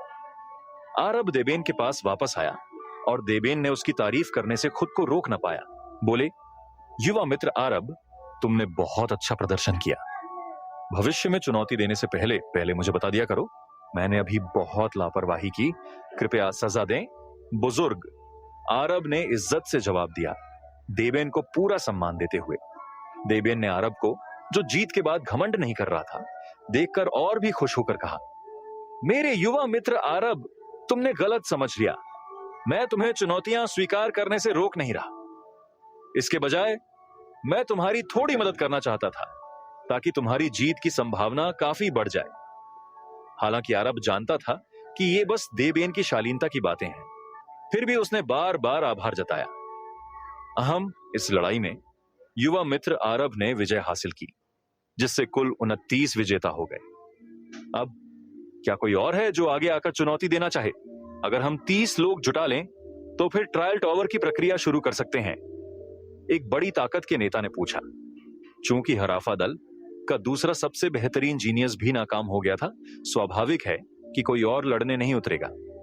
बल्कि सार्थक के दरबार दल का एक प्रथम श्रेणी का जीनियस आगे आया।